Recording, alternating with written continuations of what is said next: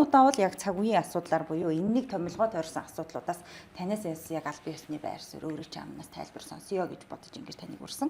Тэгэхээр үзэж байгаа хүмүүстэй хэлэхэд өнөөдөр бид нар цаг үеийн асуудлаар ярилцах тайлбар өгөх зочин бол эрүүл мэндийн яамны төрийн нарийн бичгийн дарга, улсын 1-р төвийн эмнэлгийн төлөөлөл удирдах зөвлөлийн дарга. Та чинь төрийн нарийн болоод бас чамгүй хугацаа өнгөрцөн үү? Би чинь 17 он төрийн нарийн болоод 18 онд хууль бусаар чөлөөлөгдөд. За. 7 жил шүүхтэж явж байгаад. Тэгээ нодон эргэж дахиж ажилдаа орсон. Тэгээд тузын дарга болсон нь болохоор тузын дарга нь тий сая 19 өнгөрдөг 19-аар л одоо 2-3 сар л болчих. 3 сар л. Та анх томилогдохдоо хэн сайдын үед томилогдчихсэн юм? Цаг цэцгийн үед зөвлөж. Саран гэрээ сайдын үед үү?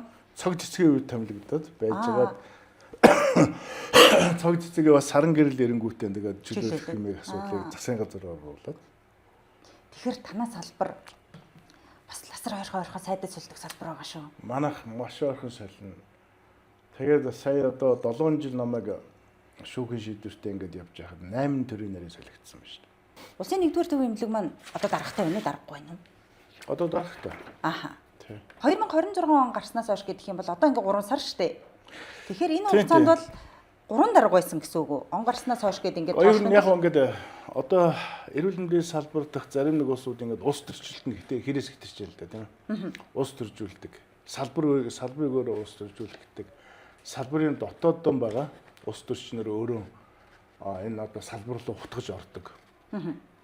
Өөрсдөө тэгээд ажиллаж исэн тийм үү? Эрүүл мэндийн салбарт сайд дарга хийгээд ажиллаж исэн бүртээ дотоод руу энэ салбарын одоо нөлөөллөөсөө гарч яддаг. Би л тийм том асуудлын хүрээнд тэгж юу өнцгөөс нь харж байгаа. Яг одоо бол улсын 1-р төвийн асуудлыг хоёлаа ярилцъя гэсэн. Тэгээ улсын 1-р төвийн эмнэлэг бол яахгүй 100 жилийн төвтэй. Улсын Баатар эмнэлэг.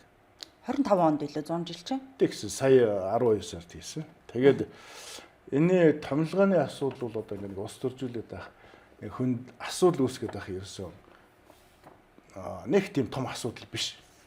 Би нөгөө яагаад гэвэл одоо жишээлбэл улсын 1-р тэмдэглэгийн хуучин ажиллаж байсан хүн өөрөө орлон гүйцэтгэгчээр ажиллаж байсан.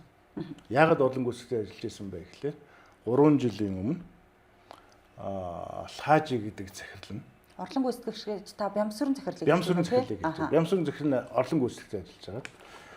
Тэр 3 жилийн өмнө лаажи гэж улсын 1-р тэмдэглэгийн захирал байсан. Тэр хүн 3 жил ажиллаж байхад нь тэр туудсд нь лаажи захирлыг чөлөөсөн байдаг. Тэгээд лаажи захирал үндэслэгүйгээр би одоо улсын 1-р төвийн эмнэлгийн захирлаас чөлөөлөгдсөн байна гэдэг шатлалын шүүхүүд дээр хандсан байдаг. Шатлалын 3 шатлалын шүүхийн шийдвэр гараад сая 11 сарын 20-ны өдөр хамгийн сүүлийн одоо энэ улсын дээд шүүхийн тогтоол албачиж гарсан байна. Энэ тогтоол дээр лаажи захирлын өнгөрсөн одоо ажилгүй байсан үеийн цалингийн тогтоо, цалингийн нөхөн олгоор хийг. Дээрээс нь тэгэхээр нийгмийн даатгад эрүүл мэндийн даатгалын нөхөн олго эргээд улсын 1-р төвийн эмнэлэгт нь буцаан томилоо гэдэг шүүхийн шийдвэр, хүчин төгөлбөрийн шийдвэр ингээд гарсан байна. Тийм учраас бид Бямсүрэн даргаыг нэг л одоо тэр шүүхийн шийдвэр гартал хугацаанд тэр үе чинь шүүхийн шийдвэр гараад шүүхийн маргаантай учраас сонгон шалгуулалт явдаггүй. Үүрэг гүйцэтгэгч тавьдаг. Үүрэг гүйцэтгэгч тавьдаг. Тэгээ үүрэг гүйцэтгэгч их ажилласан ч л байсан. Тэгээд шүүхийн шийдвэрээр шатлалын шүүхийн шийдвэрээр гүйцэтгэлээр лаажи дарга маань өөрөө ажил томилогдсон байна. Би тэгээ тэндээс гайхадахгүй юу? Тэгэл лаажи захирал за ингээд шүүхийн шийдвэрийг холбогдох байгууллагууд нь тудч юм уу ингээд за ингээд хүлээж авъя гэдэг ингээд процессын дагуу явсан байна. Тэгс чинь ажлаа аваа сар болгохгүйгээр яагаад өөрийн өсөл төр би ерөн байлээ гэсэн юм болоо. Хэрвээ болох байсан юм бол тэр хүн одоо анханасаа яах гэж ингэж богино хугацаанд энэ эмнэлэг дээр буцаад ирсэн юм бол гэж бодохгүй юу? Тийм. Тэгэхээр тухайн хувь хүний сонголтыг, хувь хүний бодож байгаа асуудлыг одоо шийдвэр тэгсэн байж магадгүй гэж хэлэх нь одоо зохимжгүй асуудал тийм ээ. Ямар ч үсэн тэр хүний надад одоо илэрхийлсэн илэрхийлэл нь бол би одоо 3 жил шүүхийн шатаар явж улсын 1-р эмнэлэг дээр өөрийгөө буруугүй гэдгийг шүүхээр тогтоолгож ирлээ. Тэгээ нөгөө төрөн битээр ярьсан 1-р цалингийн асуудлуудаа шүүхийн шийдвэр гүйцэтгэл хийгдээ тэр тавигдсан өдрөөс буруутай этгээд ирнэ цалингийн төлөвлөлт учиртай. эргээд дахиад нөгөө нийгмийн даатгал, эрүүл мэндийн даатгалаа нөхөн төлбөрүүдийг хийлгдэг гэсэн. Шүүхийн шийдвэр 30 төгөлдөр гараад тэгээд албандаа ажилдаа томилогдсон цаг үеэс нь тэр нөхөн олборууд тэр эрүүл мэндийн даатгалыг нөхөн олгож шүү дээ, тийм ээ. Тийм учраас энийг хийлгэнэ гэж. Тэр эргээд дахиад тийм лаажийн захирал маань өөрөө ажилгүй байх хугацаанд Өмнөг аймгийн Бүсийн онцлогын эмчилгээний төв дээр эмнэлгийн захирал болж тэнд тус ажиллаж байсан байна. Тэгээд ажилд орсныхоо дараагаар өөрөө хоёр сонголт гарч ирсэн байдаг. Өөрт нь. Нэгдүгээрт нь бол одоо ажилгүй байж байгаад ажилд орсон тийм ээ. Өмнөг аймгийн Бүсийн онцлогын эмчилгээний төвийн дараагаараа үргэлжлүүлж нэг ажил. Тэгээд тэнд нь одоо бас ажиллаж байгаа. Нөгөөх нь шүүхийн шийдвэрээр биелүүлэгдэд орж байгаа нэгдүгээр төв эмнэлгийн ажил. Тэгээд биднээс мдээгүй байсан ажил томилогдсныхаа дараагаар 7 хоногийн дараа дахиад тууцад өргөдлөө өгсөн. Тэгээд биднээс төсөв хэлэлцээд дараагийн хурлыг хийж лааж эзэхэд өөрөө орж ирээд тууц дээр өөрийнхөө хүсэлтээ өгсөн. Намайг одоо сонгох эрхийг хөндлөж би нэгдүгээр эмнэлгийн даргаас нь чөлөөлөгдөд Өмнөг аймгийн ард иргэдийн үзүүлэх эмнэлгийн захирлаар үлдээх миний сонголт гаргалаа. Тийм учраас чөлөөлж өгнө гэдэг хүсэлээ гаргасан байдаг. Тэгээд тухайн үед нь тэр лаажийн захирлыг чөлөөлөөд эмнэлэг өөрөө эзэнгүй болох тогтвортой байх тийм ээ. Цаг тутам өдөр тутмын ажил явуулж байгаа учраас тууз нэгдүгээр эмнэлгийн үүрэг гүйцэтгэгчийг томилсон. Тэр тузын нэг хуралтай холбоотойгоор томилсон нь юм уу, чөлөөлсөн нь юм уу? Тузын гишүүдийн нэрц хүрсэн хүрээгүй гэдэг мэдээлэл бас цахимд яваад байгаа тийм ээ. Тэр ямар учиртай? Гэхдээ яг тэгэл нөгөө аль болох нөгөө туузын хурлыг хүчингү болоо одоо уус төржүүлэх тийм үү? Энэ гарсан шийдвэрийг одоо сайн туузын хурлаа шийдсэн шийдвэр хоёр захирал, нэг захирал нь шүүхийн шийдвэрээр орж томилогдоод нөгөөх нь чөлөөлөгдөө дараагийн үүрэг гүйцэтгэгч томилсон юм хоёр л асуудал байхгүй юу? Тэрийг 3 болгож ярих. Тэгээд дөрөвнгээс нь дотоодын асуудлууд энэ юмнуудыг дөвөөлгөж ярих тийм ээ. Ийм л асуудлын хүрээнд наадах чинь хамаарч байна л гэж байна. Энэ төрийн албаны томилгоотой холбоотойгоор янз бүрийн өөр жишг гэдэг юм уу байх шиг үнтэй ингээд нөгөө зарим нэг нь таз томилдог ч юм уу, зарим нь туз томилдог ч юм уу. Яг үнэ. Одоо ялгаа заагийг та нар гаргаад өгч. Ер нь бол эрүүл мэндийн салбар дээр эрүүл мэндийн яамнаас бодлогын чанартайгаар бүх эмнэлгүүдэд төлөөлөн удирдах зөвлөлтөй болгож байгаа. Аль болох эрүүл мэндийн яам бодлогын яам тамгын газрууд эмнэлэг рүү гараанд өрдөг, ушууд өрдөг, томилгоонд нь орцдог, санхүүд нь орцдог асуудлуудыг болиулж байгаа. Тэгэхээр бүх эмнэлгүүдийг цаашдаа одоо нэг тууцтай нэг 20 гаруй эмнэлгүүд байна. Орон нутагтай одоо нэгдсэн эмнэлгүүдтэй нээсэн. Цаашаа бүх эмнэлгүүд дээр эрүүл мэндийн яам төлөөлөн удирдах зөвлөлтөй бол тэндээ дотоод асуудлуудаа шийддэг.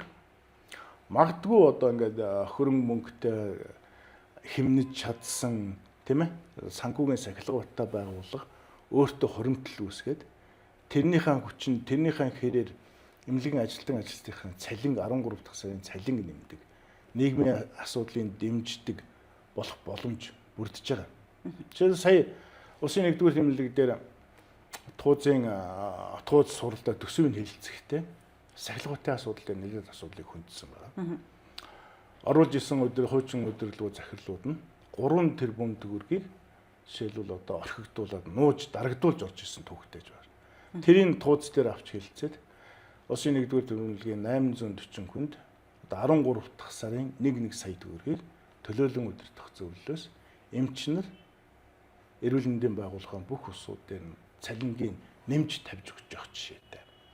Тэгэхээр бол тууцтай болно гэдэг бол эрүүл мэндийн салбарын эмнэлгүүд өөрсдөө бие дааж хөгжих, аль болох төрийн оролцооноос хамааралгүй байх ийм одоо хөгжлийн одоо том бодлого юм аа. Гэхдээ одоо бусад 3 дугаар шатлалын эмнэлгүүд туцтай болох ажил бол ингээл араараасаа хийгдээ явах юм байна гэж байна. Одоо араараасаа хийгдэнэ. Одоо биднээс энэ их насны эрүүл мэндийн төв гэмтэл тийм ээ. За бусад одоо хавдар халдварт гэдэг энэ бүх газрууд руу тууцтай байх, туузын бүрэлдэхүүнийг тавьж өгөх, сонгон шалруулалт хийх одоо бэлтгэлүүдийг хангаж байна. Ер нь за заавал авалгаа шаталч юу байх вэ? Ер нь ямар нэгэн байгууллагын удирдлага доктортой ажиллах нь ямар ач холбогдол үр нөлөөтэй байдаг юм бэ? Гол нь тэр үр нөлөөг нөгөө өвчтөн үйлчлүүлэгчдэд очиж байгаа эмнэлгийн чанар хүч хэмжээр хэмжих байх л та. Ер нь доктортой ажиллах ёстой Тийм. Яг санал нэг байна. Би бас өөрөө 2018, 17, 18 төрийн нэрийн бичгийн дарга байсан. Тухайн үе Саран гэрэл сайд намайг засгийн газар дээр чөлөөлүүлэх асуудлыг 2 3 удаа тавиад тэгээд намайг засгийн газар хурдаас чөлөөлүүлсэн байдаг. Тэгээд би бас төрийн нэрийн бичгийг төрийн албан агчийг хуулийнхаа дагуу хуулийн үндслээр чөлөөлөх ажлаас халах учиртай гэдэг шүүхэлдсэн байдаг. Тэгээд шүүхийн шатлмал одоо шүүхийн процесс үндсэндээ 7 жилийн хугацаанд явсан байна. Тэгээд энэ хугацаанд би бас улсын 1-р төвийн эмнэлгийн захирлаар 4 сар ажиллаж байсан. Тэгээд би ерөнхийдөө улсын 1-р төвийн эмнэлгийн ачаалал ямар их одоо хүнд ачааллууд байдаг. Эмч эмнэлгийн ажилчид нь нийгмийн болоо тийм ээ. Хүнд ачаалал, илүү цагийн ачаалал тийм ээ. Ялангуяа одоо том одоо зүрх, элэг, бөөр гэх том эрхтнүүдийн шилжүүлэн сурах, мэсэлслийн ажлуудыг хийдэг. Маш ачаалтай газар гэдэг юм мэднэ. Тийм ч учраас төрийн ажил одоо тасралтгүй цаг алдаж явахгүй үүднээс өргөдлөө өгсөн хүний оронд үүрэг гүйцэтгэгчийг дараагийн даргыг нөхөн сонгогдох сонгож шалгаруулж явах хүртэл томилсон.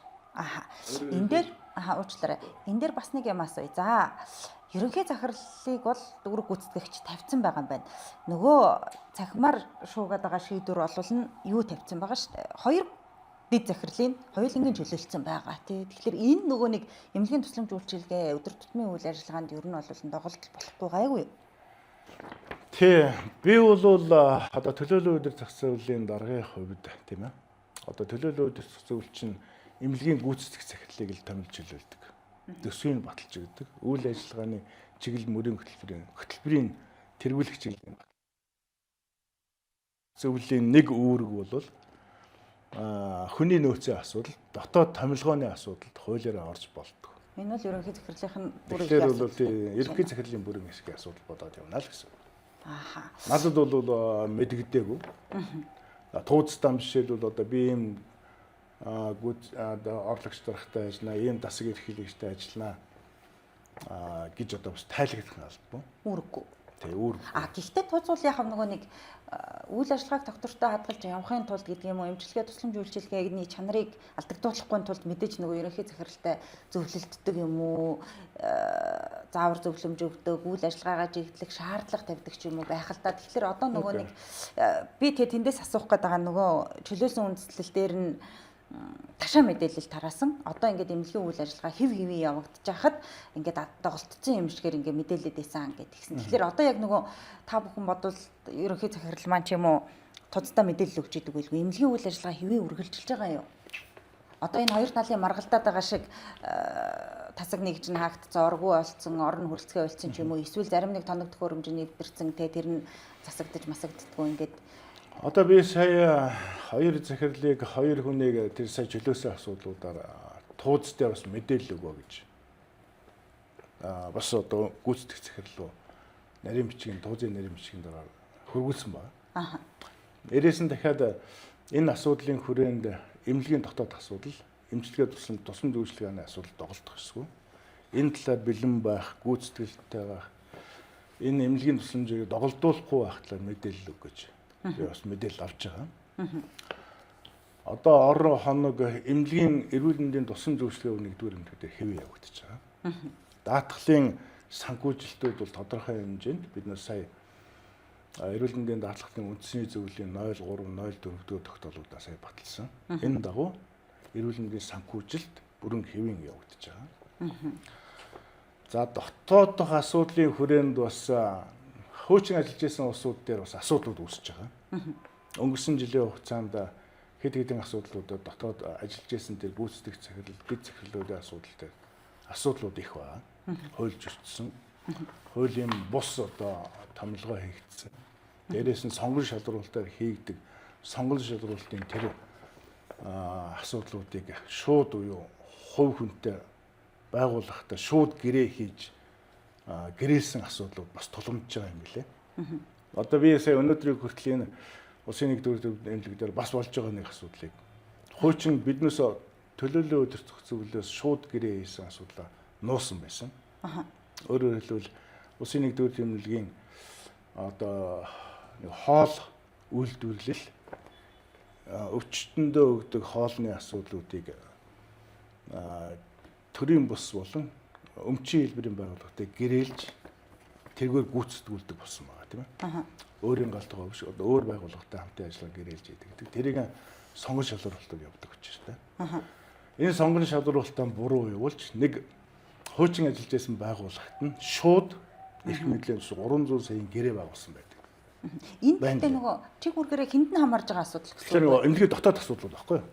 Дотоод асуудлуудаа хуульж үтсэн ийм тохиолдлууд бас хуучин удирдлагуудын тэр хуучин тавьж исэн тэр чойдог гэж захирлын хууль бус гэрээ байгуулснаас болж санхүүжилт нь сангийн яам дээр гацаж хийгдэхгүй байгаа тохиолдол бас байна. Том эмнэлгийг тойрол асуудлууд нь хүртэл том юм ба тийм том асуудлууд байна. Захим орчинд иргэдэг эргэлзүүлээд байгаа бас нэг мэдээлэл бол тэр нөгөө зарим тоног төхөөрөмжийн эвдэрсэн гинлээ гэл нэг хэсэг нь ярихаар нөгөө хэсэг нь үгүй эвдрээгүй гайгүй байгаа одоо бид нар засаж байгаа шинжилж байгаа гэл ингээл зөрүүтэй мэдээллүүд явах юм л та. Тэгэнгүүт нөгөө имчилгээ үйлчилгээ авах гэж байгаа иргэд чинь одоо тийш очих юм уу очихгүй юм уу? Хэвэн байгаа мó хэвэн бус байгаа мó гэдэг дээр ингээл эргэлзээ үүсэл энэ хэрээрээ магадгүй хугацаа алдах ч гэдэг юм өөр бусад янз бүрийн эрсдлүүд байгаа л ах л та. Тэгэхээр тэр тоног төхөөрөмжийн хангалт мангалт нь ер нь энэ имлэг дээр ямар төвшөнд байдгийг гайгүй юу? Ер нь бол бид энэ улсын одоо том нэгдсэн мэргэжлийн төвүүд дээр байнга тоног төхөөрөмжийн шинжилгэүүдийг хийж байгаа. Тоног төхөөрөмжлийн болохоор тийм ээ явсан эвдэрдэг. Тэр тоног төхөөрөмжийн худалдан авалтыг баталгаа засварын хугацаатай байлгах. Худалдан авалт маань өөрөө үр дүнтэй байх, ашиг сонирхол ороогүй байх талууд дээр бид сайн анхаарч ажиллаж байгаа. За нэгдүгээр эмнэлгийн хувьд бол одоо түрүүний яриад байдаг тоног төхөөрөмж нь зөвхөн одоо дарга зэрэг сольсноос болж 7-8 хоногийн хугацаанд эвдэрсэн асуудлууд биш. Байнга үйлчилгээ авч байдаг, байнга торж идэг тийм. Байнга одоо засвар үйлчлэгэнд хамрагдж идэг. Одоо бол хэвийн үйл ажиллагаатай явж байгаа. Таныг төрийн нарийн болох чинь мөнх сайхан сайд байсан юм уу? Намайг тэгсэн сая мөнх сайхан сайд байсан. Тэгэхээр нөгөө нэг тамга хүлээлтсэн энэ хоёр сайдын хооронд үнэхээр улс төрийн юм асуудал байдаг юм уу? Энэ салбарын үйл ажиллагаанд нөлөөлөд идэв юм уу? Би бол одоо ингээд нэг хуучин ажиллаж исэн сайд, одоо ажиллаж исэн сайдаа одоо тийм байна, ийм байсан, ийм байна гэж хэлэх нь одоо төрийн яамны төрийн нарийн бичгийн дараагийн хувьд дутагдaltaй. Тийм үү? Зохимжгүй байхгүй юу? Хүн шинээр ёс сурын бичэн ч гэсэн энэ дээр нь бол одоо би тэгд үнэлт өгнөж дүгнэлтийг өгөх нь зохимжгүй. Хэцүү энийг бол та бүхэн маань одоо харж дүгнэлж хэлэх байх тийм ээ. Салбар дээр улс төрч байдгүй, салбарын хэмжээнд харин тэн дээр сал нэг байна. Хин нэгэн хамааралтай тэрний хүн эний хүн гэдэг хамааралтай тийм үү? Эний хүн болохгүй байна гэдэг юм уу? Эний хүн одоо хоорондоо зөрчилдөд ажил хийхгүй байна гэх юм бол харин энэ төлөөлөн удирдах зөвлөл энэ бодлогын чанартай шийдвэр гаргахын төвшөндөө энэ асуудлыг дарж өгч явах хэрэгтэй. Аль болох хүний тусламж, эрүүл мэнд, эрүүл энхийн өөрийн гүйцэтгэх ажлын хүрээнд л ажиллаа явуулж явах хэрэгтэй. Тийм ч учраас энэ төрийн албаагч, энэ чинь бүгд төрийн албаагч. Төрийн албаагч нар өөрсдөө улс төрд болон аль нэгэн намын хариалттай бүлэглэлт хамааралтай байх ёсгүй гэдэг зарчмыг барьж өгдөг. Нөгөө чөлөөлөгцөн хоёр дэд захирлыг одоо ерөнхий захирал нөгөө нэг томилох гэдэг юм орны хүмүүсийг нь томилох ийм хуулийн хугацаа гэж бий юу? Тэрийг одоо нэг чөлөөсөн учраас тэгээд томилох юм уу? Эсвэл ямар очиртайгаар чөлөөсөн гэдэг асуудлаа биднээс бас тууз дээр танилцуулга хийх байхаа л гэж харж байгаа. Тэр бол дараагийн гүйцэтгэх захирлын бүрэн эрхийн багаан бүрдүүлэх бүрэн эрхийн асуудал. Тузын даргын хувьд танаас асуухад улсын нэгдүгээр төвийн эмнэлэг гэдэг одоо энэ 100 жилийн түүхтэй энэ байгууллага чинь өнөөдрийн яг хүчин чадал нь тэгээ үйлчилгээний хүчин чадал нь ямар байд юм бол? Одоо манай нэгдүгээр эмнэлэг бүр одоо маш их ачаалттай. Одоо биднээс барьж байгаа эрүүл мэндийн яамнаас салбарын хэмжээнд байж байгаа учраас энэ ачааллуудыг багасгах хэрэгтэй. Ачааллуудыг тэнцвэржүүлэх хэрэгтэй. Энэ одоо нэгдүгээр эмнэлэг дээр, хоёрдугаар эмнэлэг дээр, гуравдугаар эмнэлэг дээр халдварт хавдар энд үүсэж байгаа энэ буум ачаал бөөгнөрлийг орон нутг руу салгаж ачааллыг тэнцвэржүүлэх бодлогыг маш их авч хэрэгжүүлж байна. Нэгдүгээр эмнэлгийн хувьд бол маш их ачаалтай. Өнөөдөр эрүүл мэндийн даатгалын санхүүжилт нь бас сар хуваарьтай тийм үү? Тэрэндээ гүйцэд иргэдийг авч гүйц шинжилгээ авч чаддгүй. Хагалгаа хийж байгаа хагалгаанаас тодорхой хэмжээ санхүүжилтийн хуваарьтай. Тэгээд хүссэн хэмжээгээр хагалгаа хийж тусламж үйлчилгээ үзүүлж чаддгүй. Тийм учраас иргэдийн хүлээгдэл ачаал бол маш их байдаг. Тэгээ ямар ч байсан таны ярианаас юу гэж ойлгож байна гэхээр даалтгал бол ингээд нэг хэсэг доголдсон бол одоо ингээд голдралтай орчжээ. Хоёр дахь санхүүжилттэй холбоотой бас нэг зүйл бол энэ нөгөө цалин мөнгө хөлсний бодлого байдаг тий. За тэгээд оны өмнө бол нийгмийн үйлчилгээний хоёр том салбар бас л овоо юм болж ийж нэг юм учир зүг олох шиг болсон. Сая одоо ингээд он гарснаас хойш эрүүл мэндийн ажилтан эмч нарын гэдэг юм уу цалин хөлсөн дээр ямар өөрчлөлт гарсан энэ онд дуустал дахиад өөр нэмэгдэл гэдэг юм уу те ийм өөрчлөлтүүд төлөвлөсөн зүйл бий юу? Тий, сая ч юм бол одоо эмч багш нарын ажил хаялдаг гэл тийм ээ. Оны өмнө чинь одоо төсөв бодлоготойгоос ажил хаях бэлтгэх гэл олон асуудал үүссэн шүү дээ. Гэхдээ бид эрүүл мэндийн салбарт бол тодорхой хэмжээний бид бодлогын газруудаа судалгаа төгөлтүүдийг хийлгэсэн. Одоо үйл төвчний хэвлэлтэйгээ хамтарч тооцоо судалгааг гаргаж танилцуулсан. За сангийн яамтай, засгийн газартай шийдэх, нийгмийн хамгааллын яамтай шийдвэрлэх олон асуудлуудыг цалингийн шатлалын нэмэгдлүүдийг биднээс тавьж өгсөн. Энийн хүчинд манай яам одоо маш сайн бодлогын газар, санхүүгийн төлөвлөлтийн газар, эрүүл мэндийн даатгал маш сайн ажилласны хүчинд одоо яг өнөөдөр бид энэ бүх салбарын ажилчдын цалинг 1 сарын 1-ээс 30% нэмсэн. За энэ 30% нэмэгдэлтэйгээ явж хагаад 8 сарын 1-ээс 9%, 9 сарын 1 ингээд 12 сарын 1 хүртэл 9%, нийтдээ 75% нэмэгдлийг эрүүл мэндийн салбарын яг энэ хүний төлөө өдөр шөнөгүй ажиллаж байгаа цалин цав дутуу дулмаг ажилдаг энэ бүх усуудын цалингийн 75% нэмж өгсөн байна. Оны төгсгөл 12 сар дуусахад 75% нэмэгдэл гэхээр дундажлаад үзэх юм бол нэг хүний үндсэн цалингийн дундаж хэд анзааны болно гэсэн үг вэ? Одоо манайхал дундаж цалин бол одоо төвлөсөн нэг за нөгөө их удаан жил ажилласан салбартаа доктор сууж ажилласан цалин нэг өөр. Тийм. Дундаж нэг цалин өөр. Анх удаа орж байгаа резидент эмчнэрийн цалин өөр. Дундаж цалингаар нь аваад, дундаж эмчийн цалингаар аваад тэр оны төгсгөлөөр бид 3 сая гарантай 3 сая 6 хүрч байгаа. Энэ бол гэхдээ үндсэн цалин. Энэ дээр нөгөө нэмэгдэл. Энэ дээр одоо нэмэгдлүүд нэмэгдэн тийм ээ. Тухайн жилийн урт хугацааны он удаан жил ажилласан мэрэгжлийн зэрэг дэвийн цалингууд нэмэгдэнэ. Энэ нэмэгдлүүд нь өөрөө илүү цагийн хөлсгөөд бас илүү цаг ажилласан, амралтын өдрөөр ажилласан тийм үү? Одоо баяр ёслолын үеэр одоо жижүүрт гарсан, өвчин төлөө эрүүл мэндийн төлөө жижүүр хийгээд одоо ажиллаж исэн энэ бүх нэмэгдлүүд бас нэмэгдэнэ. За ямар ч байсан туз шийдвэрүүдээ гаргаад ингээд өмнөх хүн чөлөөлөгдсөн учраас үүрэг гүйцэтгэгч томилсон. За тэгээд дараагийн сонгон шалгаруулалт тэр бол нам журмаараа явах юм байна. Одоо үүрэг гүйцэтгэж байгаа хүмүүс манд захирлуудаа чөлөөлсөн үндслэлээ эргээд туцтаа нэг тайлх нь хоноо энэ магадгүй тэр үед захим орчинд ч юм уу хэвлэл мэдээллийн эрхслүүдээр за процесс инглээ гэдэг мэдээлэл явах бах. Би таныг ирсэн дээр төгсгөл дээр нь сониучрахад нэг юм асуучих. Очрот төрийн нарийн чинь нэгдүгээр эмнэлгийн захирал болох гэж байгаа юм гинлээ. Буцаж буурандаа ирж байгаа ирэх гэж байгаа юм гинлээ гэдэг нэг яриа он эхлэхдээ зэрэгцээд явсан уу? Тийм баха. Тийм. Гэтэ танд ер нь одоо яг нөгөө нэг эмчийн хувьд гэдэг юм уу? Ийм лавлгаа шатлалын эмнэлэгт ажиллах, тэг гүйцэтгэх удирдлага хийх ийм бодол санал амбиц ер нь байдаг юм уу? Би ч одоо өөрөө ажилтсан хүн шүү дээ. Одоо өөрөө хариуцсан ажилтай, зорилготой, зорилгоон тавьсан эрүүл мэндийн салбарын одоо шинжилгээний асуудал тэрүүний хэлсэн эмнэлгийн тусламжийн шинжил, анхан шатны тусламжийн шинжил.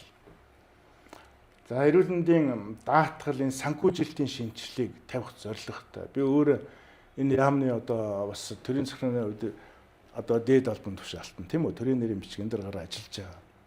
Тэгээ яагаад намайг одоо дандаа нэгдүгээр эмнэлгийн дараагаар очих гэж юм гэдэг. Жохон байж байгаа л тийм асуудлууд яг явагдаад байдгийг тий. Би бол нэг талаас нөгөө талаас нь харж байгаа. Нэгдүгээр эмнэлгийнхэн маань зарим нэг одоо түрүүн нэг 5 сарын хугацаанд ажиллаж исэн. Тэр үед би бас эмнэлгийнхэнтэйгээ нийгмийн асуудлыг шийдэх, за тэр тулгамж байгаа асуудлуудын одоо хувцсны асуудал, хамгааллаа, нийгмийн хамгааллын аюулгүй байдлын асуудлуудыг маш олон асуудлууд одоо эмч эмнэлгийн ажилтнаа хамтар шийдэж исэн. Тэгэхээр тэр усуд маань одоо тэгээд ирнэ гэж шийдээд байд юм уу? Ирнэ гэж хүлээгээд байд юм уу? Эсвэл ирээсэ гэж бодоод байд юм уу? Эсвэл магадгүй улс төр гаргаж зарим нэг улсууд нь тийм ээ.